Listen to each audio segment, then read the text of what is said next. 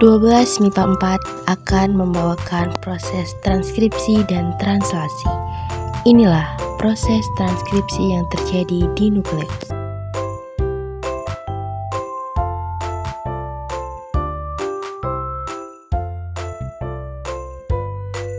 Transkripsi merupakan proses penyalinan kode gen yang ada pada urutan DNA menjadi RNA lita dengan bantuan enzim polimerase dan enzim helikase di nukleus.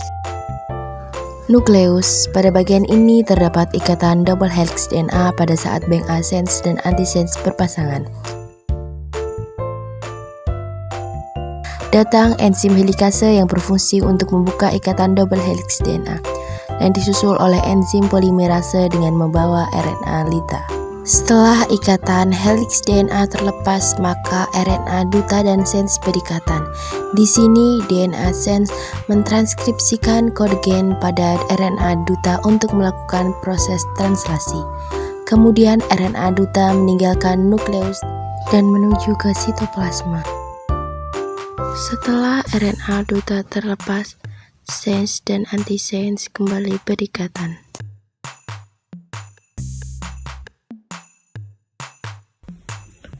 Inilah proses translasi yang terjadi di sitoplasma.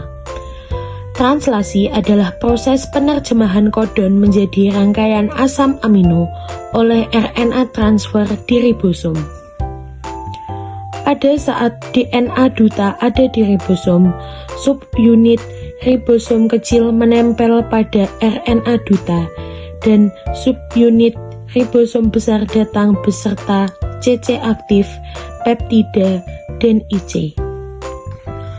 Proses translasi diawali dengan berikatannya kodon AUG dan antikodon UAC.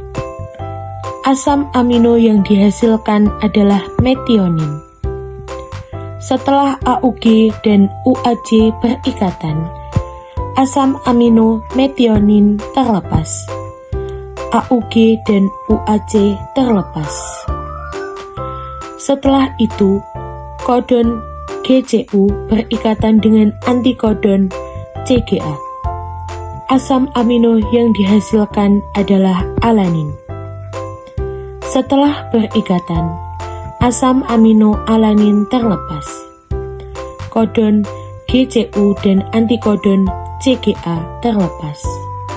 Kemudian kodon AGU berikatan dengan kodon UCA. Asam amino yang dihasilkan adalah serin. Setelah AUG dan UCA berikatan, asam amino serin terlepas. AUG dan UCA terlepas. Kodon CUC berikatan dengan antikodon GAG. Asam amino yang dihasilkan adalah leusin. Setelah CUC dan GAG berikatan, asam amino leusin terlepas. CUC dan GAG terlepas. Setelah itu, kodon CGU dan antikodon GCA berikatan. Asam amino yang dihasilkan adalah arginin. Setelah berikatan, asam amino arginin terlepas. CGU dan GCA terlepas. Setelah itu, kodon UGA berikatan dengan antikodon ACU. Dan asam amino yang dihasilkan adalah kodon stop. Setelah berikatan, asam amino stop terlepas. UGA dan ACU terlepas. Kodon stop menandakan bahwa proses translasi telah selesai. Asam amino yang dihasilkan adalah metionin, alanin, serin, leusin, arginin, dan kodon stop. Dari proses transkripsi dan translasi yang telah dibawakan, kami dapat menarik kesimpulan yaitu sintesis protein merupakan proses terbentuknya protein yang terdiri dari dua tahap, yaitu transkripsi dan translasi.